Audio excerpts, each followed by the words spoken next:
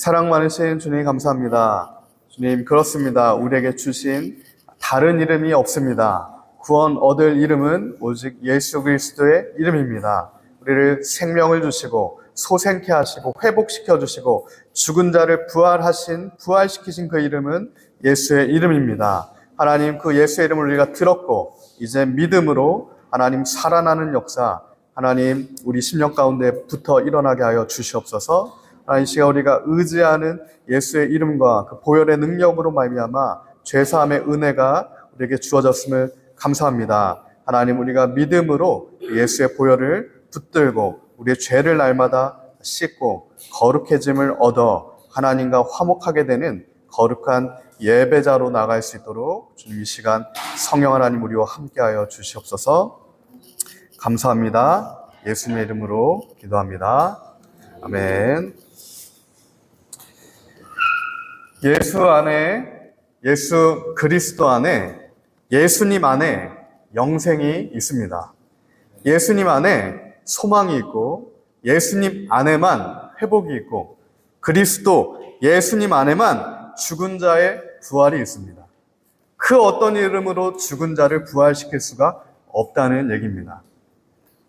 우리가 의지할 이름, 모든 사망, 권세, 저주, 죽음에서 우리를 살릴 수 있는 유일한 이름이 예수님의 이름입니다. 오늘 우리가 그 예수님의 이름을 붙들어야 합니다. 그 예수님의 이름만 붙잡아야 합니다. 그때 우리의 영혼이 살게 될 겁니다. 그때 우리의 가정이 살아나게 될 거예요. 그때 이 나라 이 민족이 예수의 이름으로 살게 될 겁니다. 저 북한 땅이 예수님의 이름으로 소생케 될 겁니다. 그 예수님의 영원한 생명이, 예수의 이름이 선포되어질 때, 그 영원한 생명이 흘러나왔을 때, 그 물이 닿는 곳마다, 그 생수의 강물이 닿는 곳마다 부활케 되는 역사가 있게 된다는 겁니다. 하나님께서 오늘 우리에게 예수의 이름으로 그 믿음을 우리에게 주셨습니다. 그래서 우리가 예수님의 이름을 들음으로 믿었을 때 살게 되는 역사가 있게 될 것입니다. 그 말씀이 선포되어졌을 때, 베드로를 통해 예수님의 이름이 선포되어졌을 때 말씀을 들은 사람 중에 믿는 자가 5천이나 되었더라. 4절이죠. 예수님의 이름을, 죽은 자의 부활의 능력의 이름을 들은 자가 5천 명이 믿게 되었습니다.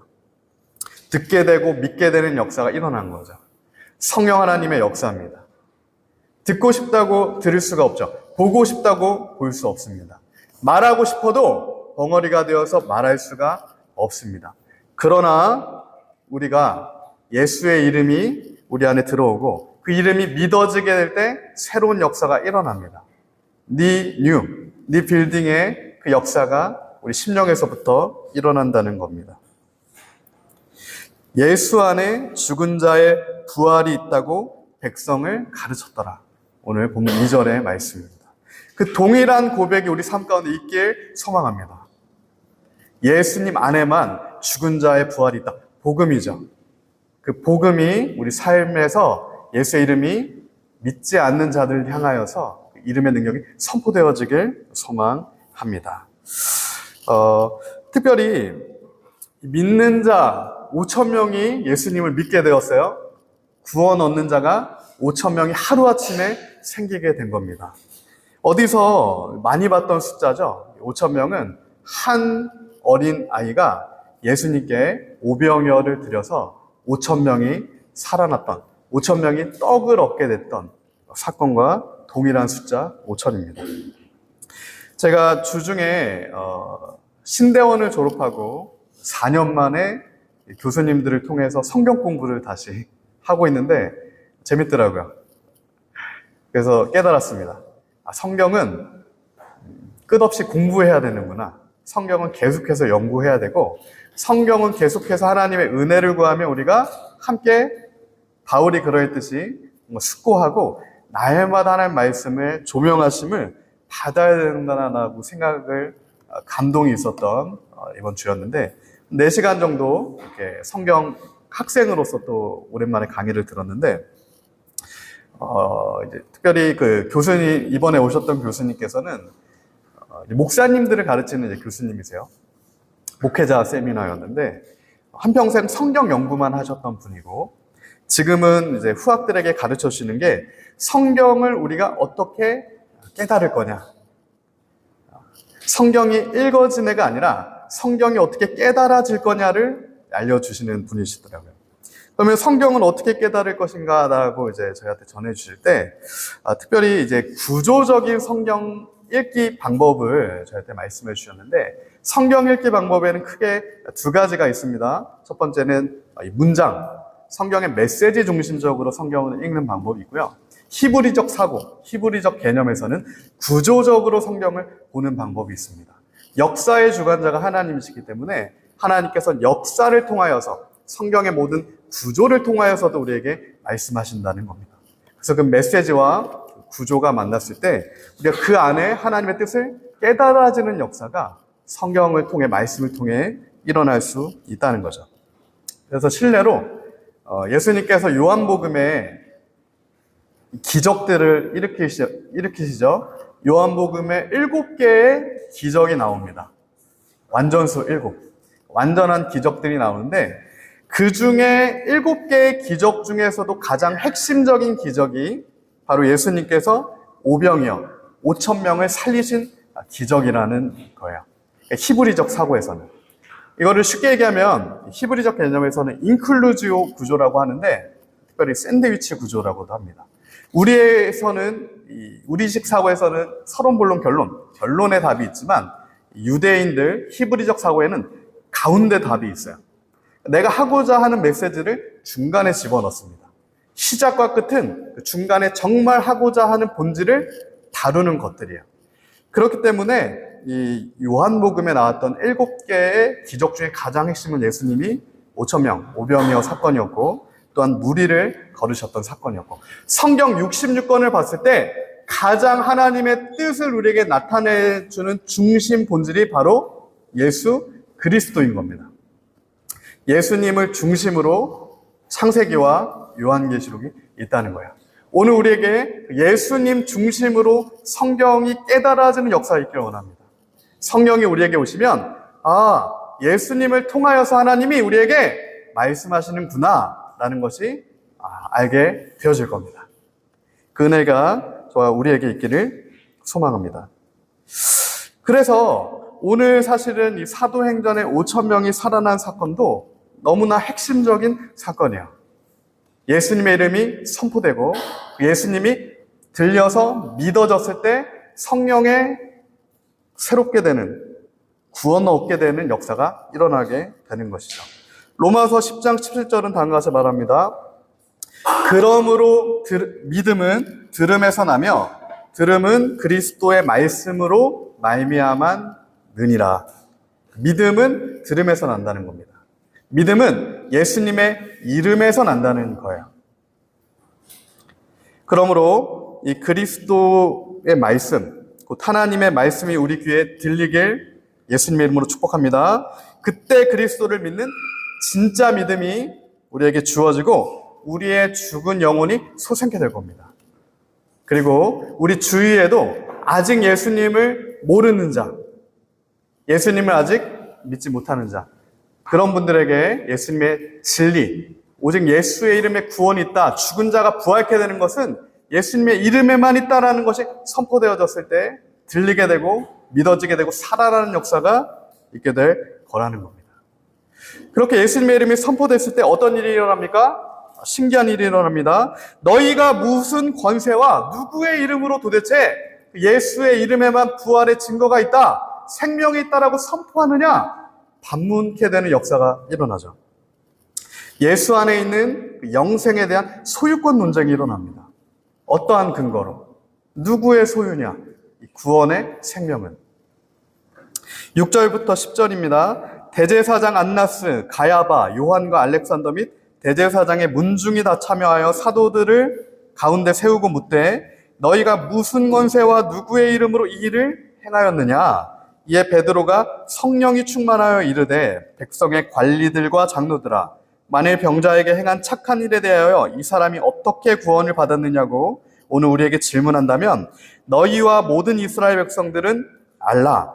너희가 십자가에 못 박고 하나님이 죽은 자 가운데서 살리신 나사렛 예수 그리스도의 이름으로 이 사람이 건강하게 되어 너희 앞에 섰느니라. 아멘입니다.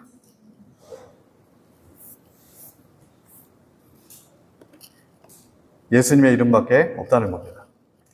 그런데 이 세상은 가야바와 대제사장들처럼 예수의 이름을 싫어합니다. 오직 예수라는 그 이름을 이 세상은 싫어해요. 그것만 아니면 다 괜찮다는 겁니다. 오직 예수만 아니면 다 괜찮습니다. 오늘날 우리에게 지금 주위에 벌어지고 있는 이 종교 통합의 문제, 종교 혼합의 문제, 소위 WCC, WEA, 로잔, 이러한 거짓된 평화의 모든 문제들이 카톨릭과 혼합되어지는 헬라 신학과 혼합되어지는 이 모든 문제의 본질이 바로 예수의 이름의 싸움인 겁니다. 예수의 이름의 싸움이에요. 그게 우리 시대 싸움의 본질입니다. 예수의 이름에 대한 싸움이에요. 1776년에 미국이 독립을 하게 됩니다. 1776년에 미국이 독립을 했을 때 독립선언문을 선포하죠. 창조주는 우리에게 양도할 수 없는 권리를 줬는데 누구도 빼앗을 수 없는 본질적인 권리, 자유와 생명과 행복에 대한 추구다. 그래서 그것들을 명문화시킵니다. 미국의 독립 정신, 기독교 정신이 되었어요. 그 기독교 정신, 크리스찬니티의 정신을 다른 말로 하면 주데오 크리스찬니티라고도 하는데, 특별히 주데오 크리스찬니티라고 하는 이 본질적인 개념은 미국의 건국 정신이면서 실제 오늘날도 법정적 개념으로 쓰이는 용어입니다. 유대 기독교 전통이라는 기준이 있어요. 그게 미국의 기독교 건국 정신입니다. 대한민국은 이승만 대통령이 성경을 읽고 성령을 체험해서 그 본질을 깨닫고 예수를 믿는 국가를 만들고자 기도를 시작하죠. 예수 이름의 싸움입니다. 국가적으로도 예수 이름의 싸움이에요. 가정에서도 예수의 이름의 싸움일 겁니다. 개인의 삶에서도 예수 이름의 싸움이에요. 다른 싸움이 아닌 겁니다. 환경의 싸움이 아니라는 얘기예요. 재정의 싸움이 아닙니다. 사람의 싸움이 아니에요. 유일한 구원자가 누구냐라고 하는 싸움이 개인과 가정과 심지어 교회와 이 민족 가운데, 세대 가운데 벌어지고 있는 우리는 그 시대를 살고 있는 겁니다. 마지막 시대예요. 왜 이렇게 치열합니까? 예수님 다시 오실 날이 멀지 않았기 때문입니다. 예수님은 초림하셨습니다. 2000년에. 그때부터 지금은 마지막 시대입니다. 다시 재림하시죠. 그 시와 날은 누구도 모릅니다. 하지만 슬기로운 다섯 처녀처럼 신랑이 늦게 올까? 언제 올까? 그렇게 하지 말고 단단히 붙들고 있으라는 겁니다. 성령의 등불을, 예수의 이름을. 그것을 붙들지 않았던 자는 슬피 이를 갈며 울게 되는 역사가 있게 될 거라는 겁니다. 너희가 무슨 권세와 누구의 이름으로 죽어가는 자들, 병든 자들, 구원에서 이탈된 것처럼 보이는 자들에게 어떤 권세로 그들을 살리냐라고 물어봤을 때 우리가 얘기할 수 있는 것은 모퉁이의 머릿돌 대신 세상이 버린 것처럼 보였지만 하나님께서 모퉁이의 머릿돌 삼으신 예수의 이름입니다 라고 얘기할 수 있는 것이죠. 11절입니다. 이 예수는 너희 건축자들의 버린 돌로서 집 모퉁이의 머릿돌이 되었느니라. 다른 이로서는 구원받을 수 없나니 천하 사람 중에 구원을 받을 만한 다른 이름을 우리에게 주신 일이 없음이라 하였더라. 그 어떤 이름도, 그 어떤 권세도, 그 어떤 능력도 천하 만민 가운데 구원을 받을 만한 다른 이름이 없다는 얘기입니다. 이 모퉁이 돌이라고 하는 것은, 모퉁이의 머릿돌이라고 하는 것은 유일한 돌이에요. 이 직각이라고 하면 두 면을 이어주는 유일한 기초돌입니다. 모퉁이 돌이 없으면 어떻게 되겠습니까? 두 면이 이어졌을 때 모퉁이 돌이 없으면 그냥 무너지는 겁니다. 아무것도 설 수 없어요. 한 면을 설 수 있겠죠? 근데 두 면을 잇지 못하기 때문에 곧 무너지게 되는 겁니다. 그래서 모퉁이 돌은 반드시 건축에서 가장 기초돌로 세워져 있어야 돼요. 오늘 우리가 그것을 점검하길 원합니다. 우리 삶 가운데 모퉁이의 돌에 그리스도가 계신지, 아니면 내가 그 돌을 다른 돌로 바꿔 놓은 건 아닌지.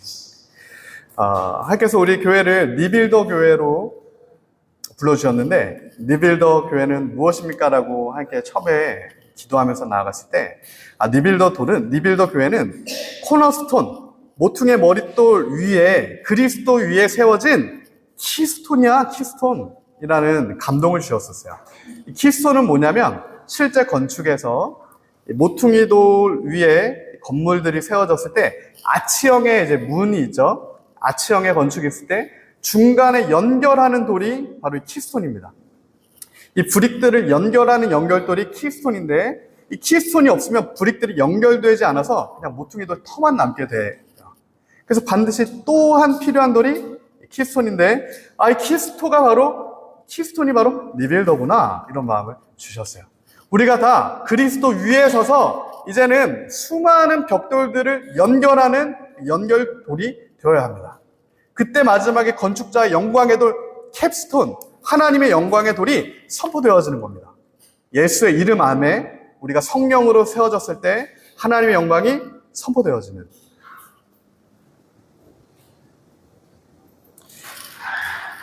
요한복음 5장 24절입니다. 내가 진실로 너에게 이르노니 내 말을 듣고 또 나 보내신 이를 믿는 자는 영생을 얻었고, 내 말을 듣고 믿는 자는 영생을 얻었다라고 예수님께서 약속하고 계시는 거예요. 심판에 이르지 아니하나니 사망에서 생명으로 옮겼느니라. 요한복음 5장 24절입니다. 사망의 권세에서 생명 얻는 자로 옮겨주신 그 은혜, 심판에 이르지 아니하는 은혜, 믿는 자에게 예수 그리스도의 말을 듣고 예수님을 믿는 자에게 이제는 심판과 사망이 없다는 얘기입니다. 듣고 믿는 자는 영생을 얻습니다. 예수의 이름을 듣고 예수의 이름을 믿는 자는 영생을 얻습니다. 근데 오늘날의 사람들, 소위 포스트 모더니즘이라고 하는 것은 뭐냐면, 오늘 예수님께 물어봤던 가야바 대제사장들처럼 동일한 질문을 하는 겁니다. 도대체 어떤 권세와 어떤 능력으로 우리가 살 수 있는가? 그 질문은 이 포스트 모더니즘에서 소위 100가지 질문에 100가지 답을 내놓는 거야. 100개의 문이 열려 있는 겁니다. 유일한 하나의 문이 열려 있는 게 아니고요. 100개의 문이 열려 있게 되는 거야. 그러면 어떤 권세의 문으로 들어가야 생명을 얻겠습니까? 라고 사람들이 물었을 때 교회마저도 크고 넓은 문으로 들어가세요. 미문, 아름다운 문으로 들어가세요. 황금문, 다이아, 제일 큰 넓은 문으로 들어가라고 지금 거짓을 얘기한다는 겁니다. 예수님 뭐라고 말씀하셨습니까? 넓은 문이 아니다. 모두가 들어가는 문이 아니야. 모두가 아름다워 보이게 추앙하는 그 문이 아니라 좁은 문으로 들어가라. 멸망하는 문이야. 99개의 문은 다 멸망으로, 지옥으로 집행하는 문이야. 그 문으로 가면 안 된다는 얘기입니다. 멸망으로 인도하는 문은 크고 그 길이 넓어 그리로 들어가는 자가 많다. 그러나 생명으로 인도하는 문은 좁고 길이 협착하여 찾는 이가 적다. 마태복음 7장 13절이죠. 오직 예수의 좁은 문입니다. 그리스도의 문은 좁은 문이에요. 나 하나가 겨우 통과할 수 있는 문입니다. 손잡고 같이 갈 수 있는 문이 아니라는 얘기예요. 예수님께서 나를 구원하신 겁니다. 나를 위해 십자가에 달려 돌아가시고 부활하신 거예요. 그 예수님을 우리가 믿어야 됩니다. 나를 살리신 예수님을 믿어야 된다고요. 다른 사람을 살리신 예수님이 아니고요. 관념적인 예수 그리스도가 명사로 그냥 한정되어 있는 예수님이 아니라 나를 살리신 내가 들어갈 수 있는 그 좁은 문을 내주신 예수님을 내가 듣고 믿어야 한다는 거예요. 그러면 그 문을 우리가 어떻게 분간할 수 있겠습니까? 그 문에는 예수님의 피가 묻어 있어요. 아무리 문이 많아도 100개, 1000개, 10,000개의 문이 열려 있어도 피 묻은 문으로만 들어가야 합니다. 좁은 문이에요. 그 길만 생명의 문입니다. 유일한 구원의 문이에요. 그렇기 때문에 오늘 17절부터 본문에선 예수의 이름으로만 말하지 말라라고 그 구원의 문을 차단하는 거죠. 17절입니다. 이것이 민간에 덮어지지 못하게 그들을 위협하여 이후에는 이 이름으로 아무에게도 말하지 말게 하자 하고, 예수의 이름으로 아무에게도 말하지 말게 하자 하고, 그들을 불러 경고하여 도무지 예수의 이름으로 말하지도 말고 가르치지도 말라 하니, 하나님의 이름을 말하지 말라고 하는 게 아닙니다. 유대인들이에요. 열심히 또 제사장들입니다. 하나님을 찬양하던 자들이에요. 누구의 이름을 말하지 말라고 하는 겁니까? 예수 그리스도의 이름을 말하지 말아라. 왜? 하나님께서 예수의 이름에만 구원의 문을 내어 주셨기 때문입니다. 유다서 1장 23절은 그렇기 때문에 이를 또한 이렇게 얘기해요. 어떤 자를 불에서 끌어내어 구원하라. 어떤 자를 불에서 끌어내어 구원하다라고 했을 때 결국 복음이죠. 예수님의 이름에 담긴 그 뜻입니다. 제가 이번에 그 세미나 가서 성경 공부를 하면서 그 교수님께서 이런 질문을 하시더라고요. 복음이 뭡니까? 복음이 뭐라고 생각하세요? 목사님들한테 질문하시더라고요. 복음이 뭡니까? 그 얘기는 잘못 생각하고 있는 사람들도 많다는 얘기겠죠. 그래서 제가 대답을 했어요. 복음, 예수님의 이름입니다. 예수님의 이름입니다. 근데 교수님이 이렇게 말씀하시더라고요. 복음은 전하고 선포하고 가르치는 겁니다. 이렇게 말씀하셨어요. 근데 제가 사실은 그 자리에서는 동의가 되지는 않았어요. 그럼 뭘 전하고 뭘 선포하고 뭘 가르치는, 전하고 선포하고 가르치는 것만 복음인가? 아닌데. 그래서 끝나고 가서 원어를 가지고 좀 토론을 했습니다.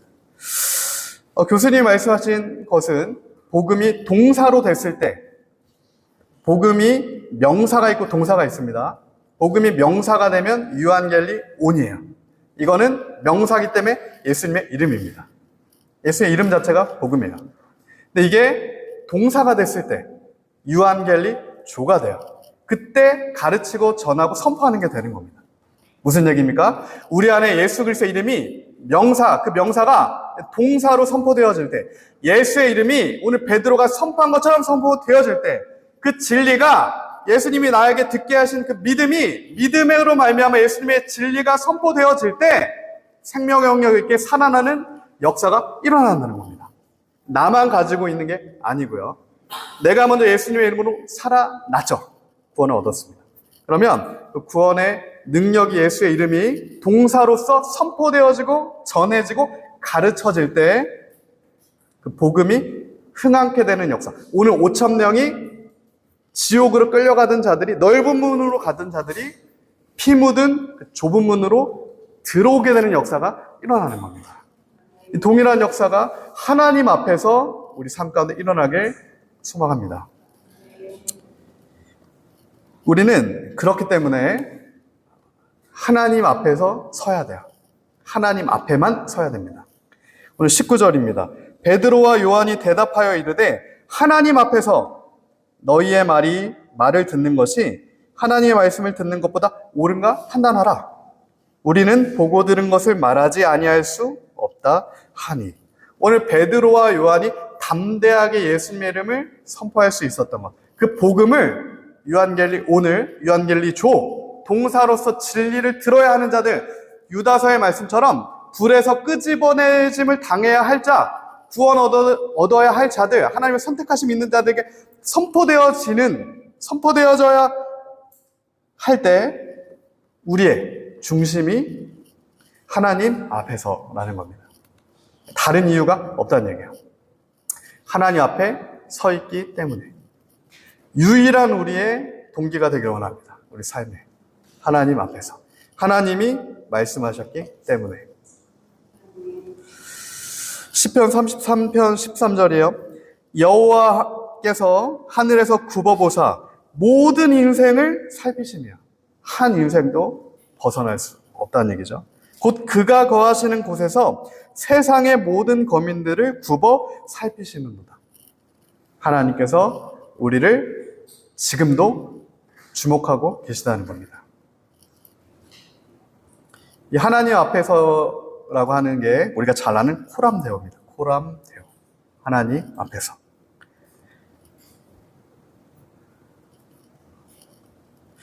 이 코람데오라는 단어의 뜻은 이제 코람은 앞에서라는 뜻이고요. 데오가 하나님을 뜻하죠. 그래서 하나님 앞에서라는 뜻인데 이것은 결국 언어적인 의미로는 하나님의 임재를 뜻해요. 하나님과의 동행을 뜻하는 겁니다. 하나님 앞에서라는 의미는 하나님의 임재하심을 뜻한다는 얘기예요. 그러니까 주님과 동행할 수 있는 그 코람데오의 삶을 살기 위해서는 무엇보다 하나님과 동행하는 것을 위해서 무엇보다 필요한 게 하나님의 임재라는 얘기입니다. 하나님이 오늘 우리 가운데 찾아오셔야 돼요. 우리 안에 성전이죠. 예수님을 믿음으로 성령의 거듭남이 있는 하나님이 찾아오셔서 임하신 그 임재가 있는 자만 코람데오를 살 수 있는 겁니다. 근데 세상에서 수많은 제자도를 얘기하고 예수님처럼 살겠다고 하고 도덕을 기독교의 가장 높은 기준으로 삼고 도덕을 최고의 선으로 삼은 건 플라톤입니다.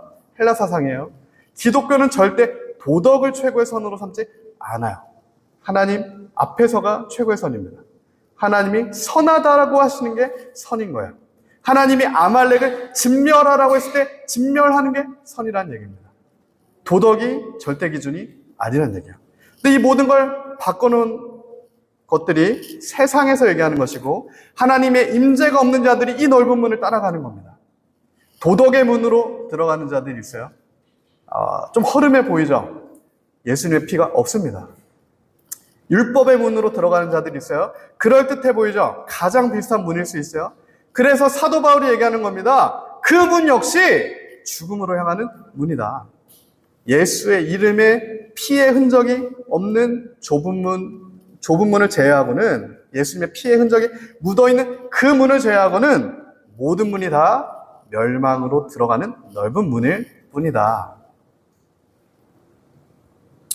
그러므로 우리가 하나님이 우리와 함께 하심을 믿고 그게 믿어지고 하나님이 우리와 함께 하시는 게 들려지고 그렇기 때문에 하나님과 동행하는 우리의 삶, 코람데오의 삶이 되길 소망합니다. 이 코람데오라는 이 말은 유대인들이 오늘날 이제 마차티 헨 베이네카라는 단어로도 쓰는데 이것은 어떤 의미냐면 당신의 눈을 통해 눈은 영혼의 창이라고도 하죠. 당신의 어떤 모습이 아니에요. 어떠한 선행을 통해가 아닙니다. 당신의 그 눈을 통해 당신의 눈을 통해 하나님의 은혜를 발견했습니다. 라는 뜻입니다. 하나님 앞에 선다는 것, 하나님의 은혜를 발견했다는 것은 어떠한 모습을 통해가 아니고요. 그냥 당신의 눈을 통해 하나님의 은혜를 발견했습니다. 하나님의 은혜입니다. 하나님의. 나는 아무것도 아닌데 나는 죄인이죠. 우리가 선해봤자 아무것도 할 수 없습니다. 그런 우리를 구원하셔서 나를 통해 또한 죽어가는 영혼을 살게 하시는 하나님의 은혜예요. 그러므로 코람데오의 신앙이 하나님의 은혜로 우리에게 주어지고 하나님의 임재가 날마다 우리 삶에 있음으로 말미암아 믿음에서 믿음으로 나아가게 되는 성령의 임재가 있는 그리스도인이 되길 예수님의 이름으로 축복합니다. 오늘 말씀의 결론을 맺겠습니다. 창세기 6장 5절에 보면 우리가 잘 아는 사건이 나옵니다. 창세기에 수많은 사건이 있지만 이 사건은 너무 충격적인 사건이죠. 모든 것이 뒤바뀌는 사건입니다. 하루아침에 천지가 사라지는 사건, 노아의 홍수의 심판의 사건이 임해요. 이스라엘 백성이 70명이 애굽에 갔죠. 430년이 지났습니다. 200만이 넘게 됐어요. 70명이 500년도 안 돼서 200만이 넘는 숫자가 된 겁니다. 그러면 노아의 홍수가 일어났을 때 이 땅의 민족들의 수는 우리가 생각하는 것보다 훨씬 많은 숫자였을 가능성이 높습니다. 오래 살았잖아요. 오늘날 지구에 우리가 사는 숫자만큼일 수도 있어요. 그거에 준하는 정말 많은 사람일 수 있습니다. 근데 하나님이 어떻게 하셨습니까? 모든 사람, 모든 인류, 그리고 모든 동물, 모든 식물, 하나님 만드신 모든 것들을 쓸어버리셨어요.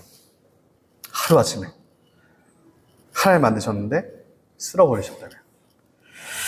이때 창세기에 쓸어버리다라는 단어가 스플라크 조마이라는 단어인데, 이 단어는 예수님도 말씀하신 단어예요.